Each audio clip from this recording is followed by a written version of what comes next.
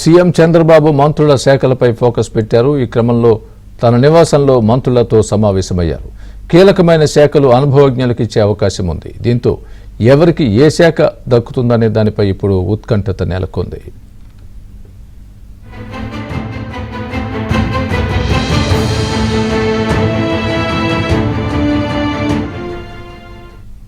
ఇదే అంశానికి సంబంధించి పూర్తి అప్డేట్ మా ప్రతినిధి పూర్ణ అడిగి తెలుసుకుందాం.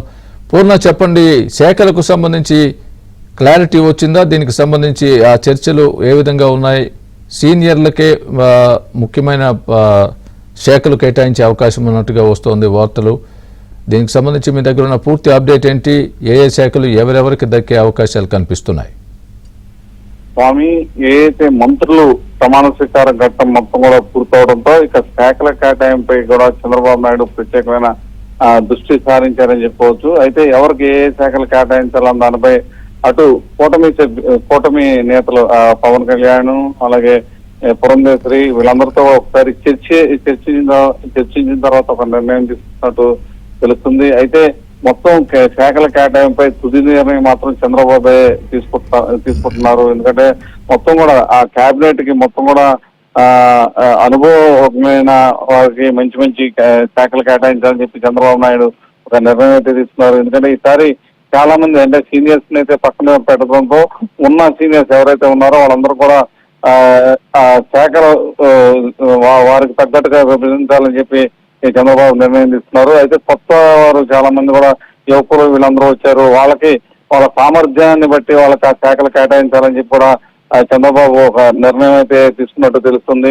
అయితే ఏదైతే అత్యంత ఇంపార్టెంట్ శాఖలు ఉన్నాయో, ఆర్థిక శాఖ కావచ్చు, లేకపోతే రవాణా శాఖ కావచ్చు, విద్యుత్ శాఖ కావచ్చు, ఇటువంటి శాఖలు మెయిన్ శాఖలన్నీ కూడా వాటి మీద ప్రత్యేకమైన దృష్టి పెట్టి వాటిని అనుభవం ఉన్న వారికి కేటాయించాలని ఒక నిర్ణయం అయితే తీసుకున్నారు. అనుభవం ఉన్న వాటిలో అయితే ప్రధానంగా చూస్తే కనుక అటు పయ్యావు కేశవ్ కానీ, లేకపోతే ఇటు నిమ్మల రామానాయుడు కానీ, ఇట్లా మొత్తం ఒకసారి ఈ చేసిన వారికి ఎవరైతే మంత్రి పదవులు గతంలో చేశారో వారికి అటువంటి అనుభవం ఉన్న శాఖలను కేటాయించాలని చెప్పి చంద్రబాబు నిర్ణయం తీసుకున్నారు. దాని మీద అయితే కసరత్తు అయితే పూర్తి స్థాయిలో చేస్తున్నారు. ఈ రోజు సాయంత్రం తిరుమల వెళ్తున్న నేపథ్యంలో రేపు ఆయన తిరుమల నుంచి తిరిగి వచ్చిన తర్వాత దీని మీద ఒక ప్రత్యేకమైన దృష్టి పెట్టి దాని మీద దాదాపు ఒక ఎక్సర్సైజ్ అనేది చేసే అవకాశం కనపడుతుంది. ఆయన సచివాలయానికి వెళ్లే లోపు, అంటే రేపు సాయంత్రం ఆయన సచివాలయంలో వెళ్లి బాధ్యతలు స్వీకరించే లోపు దీని మీద ఒక నిర్ణయం తీసుకుని ఆ శాఖల కేటాయింపుకు సంబంధించిన ప్రక్రియ కూడా పూర్తి చేసి వాటిని కూడా అనౌన్స్ చేసే అవకాశం ఎక్కువ కనపడుతుంది స్వామి. Right Purna, thanks for the update.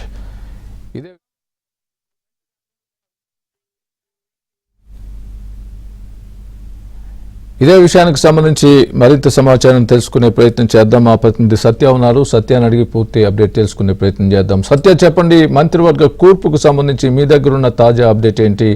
ఎవరెవరికి ఏ ఏ శాఖలు కేటాయించే అవకాశాలు కనిపిస్తున్నాయి?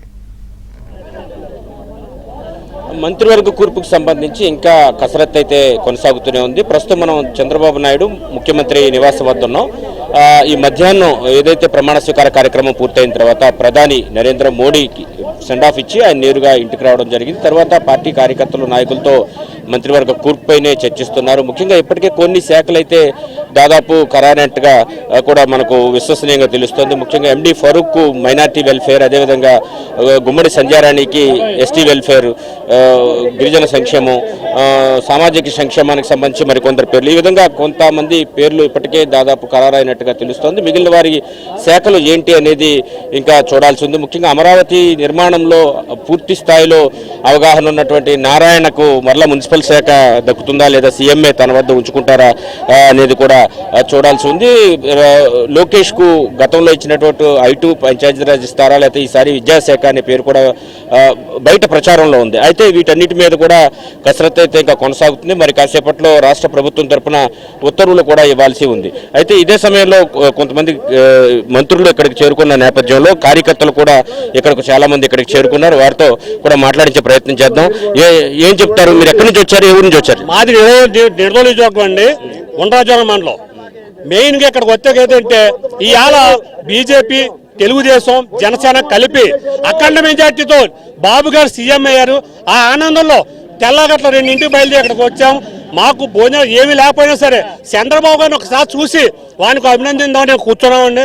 మెయిన్ ఏంటంటే ఈ చంద్రబాబు గారు వచ్చే వల్ల మన రాష్ట్రానికి అమరావతి త్వరితగతిన పూర్తవుతుంది, అలాగే పోలవరం ప్రాజెక్టు కూడా పూర్తవుతుంది, అలాగే నిరుద్యోగులు కానీ రైతులు కానీ ఎవరినైనా సరే ఈ 5 సంవత్సరాల్లో పెట్టిన నరకం అంత ఇంత కాదండి. ఈ నరకం కూడా ఎలాగంటే అనేక రకాలుగా ఇబ్బంది పెట్టారు.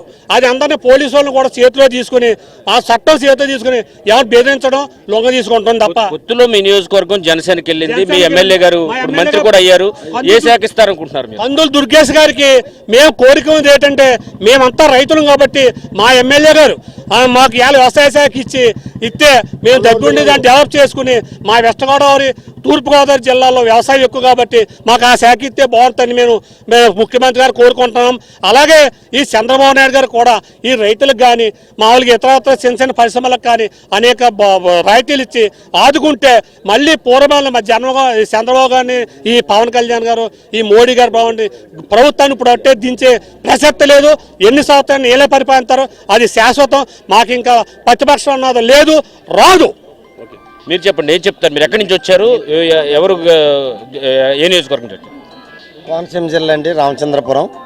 మాకు వాసంశెట్టి సుభాష్ గారు మాకు అక్కడ తెలుగుదేశం తరపుని జనసేన బీజేపీ కూటమిగా ఏర్పడి వాసంశెట్టి సుభాష్ గారు నగ్గడం జరిగింది. ఆయనకి మినిస్టర్గా కూడా ఇవ్వడం జరిగింది. ఆయన మాకు తెలుగుదేశం తరపున అక్కడ ఎన్నో మంచి కార్యక్రమాలు చేస్తారని సుభాష్ గారిని ఆశిస్తూ మేము అక్కడంతా కూడా చాలా ఈ ఏదైతే గడిచిన 5 ఏళ్లలో ఎలాంటి ఇబ్బందులు ఎదుర్కొన్నారు? మీరు ఎదుర్కొన్నామండి. ఈ మన ల్యాండ్ యాక్ట్ అని, తర్వాత ఈ భూ సర్వేలని, ఎల్పీ నెంబర్లని, ఇలాంటివన్నీ కూడా మేము చాలా ఇబ్బందులు పడ్డామండి. దగ్గర సంవత్సరం పైనుంచి ఇబ్బందులు పడ్డాం.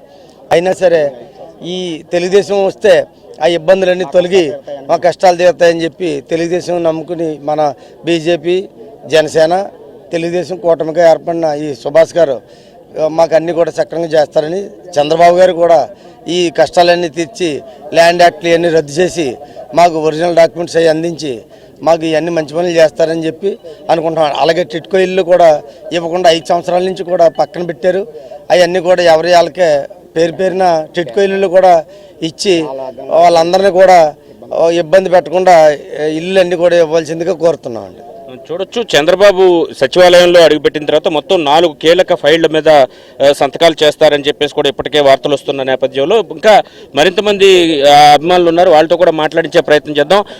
చెప్పండి, నేను చెప్తాను. మొత్తం మీద తీసుకుంటే కనుక వారంతా కూడా ఒకటే విషయం చెప్తున్నారు. ఎవరైతే మంత్రులుగా ఈరోజు ఎన్నికయ్యారో వాళ్ళందరికీ వారి వారి అర్హతలను బట్టి శాఖలు కేటాయించడం, అదేవిధంగా పూర్తి స్థాయిలో న్యాయం చేయడం జరుగుతుంది ఆ శాఖలకని వారంతా భావిస్తున్నారు. ఈరోజు సాయంత్రం మరి కాసేపట్లోనే ముఖ్యమంత్రి చంద్రబాబు నాయుడు కూడా ఇక్కడి నుంచి అంటే ఉండవల్లి నివాసం నుంచి బయలుదేరి ప్రత్యేక విమానంలో తిరుమల తిరుపతి వెళ్ళబోతున్నారు. రేపు ఉదయం శ్రీవారి దర్శనం ఆయన చేసుకుంటారు. అదేవిధంగా రేపు సాయంత్రానికి సచివాలయానికి తిరిగి అమరావతి చేరుకుని సచివాలయానికి వెళ్తారు. రేపు సాయంత్రం 4:41 సచివాలయంలో ఆయన బాధ్యతలు స్వీకరిస్తారు. బాధ్యతలు స్వీకరించాక సచివాలయంలోని మొదటి బ్లాక్ ఛాంబర్లో బాధ్యతలు స్వీకరించాక పలు కీలకమైన ఫైళ్లు, ఎన్నికల హామీలు ఏవైతే హామీలు ఇచ్చారో వాటికి సంబంధించిన పలు కీలకమైన ఫైళ్ల పైన ఆయన సంతకం చేస్తారు. ఎన్నికల ప్రచారంలో హామీ ఇచ్చినట్టు ఒక విద్యార్థిని ఇచ్చినటువంటి పెన్నుతో డిఎస్సి పైన తొలి సంతకం, మెగా డిఎస్సి పైన తొలి సంతకం చేయబోతున్నారు. అదేవిధంగా వైసీపీ ప్రభుత్వం తెచ్చిన ల్యాండ్ టైటిలింగ్ యాక్ట్ ఏదైతే ఉందో దాన్ని రద్దుకు సిఫారసు చేయబోతున్నారు. అదేవిధంగా వైసీపీ ప్రభుత్వం తెచ్చిన ఈ ల్యాండ్ టైటిలింగ్ యాక్ట్ వల్ల చాలా ఇబ్బందులు ఎదుర్కొన్నప్పుడు ఇంతకుముందు కూడా మనతో మాట్లాడినటువంటి పార్టీ కార్యకర్తలు కూడా చెబుతున్న పరిస్థితి అయితే ఉంది. ఇక సామాజిక పింఛన్ను 4,000 రూపాయలకు పెంచే అంశంపైన కూడా సంతకం చేయబోతున్నారు. అదేవిధంగా స్కిల్ సెన్సస్, దేశంలో స్కిల్ డెవలప్మెంట్కు సంబంధించి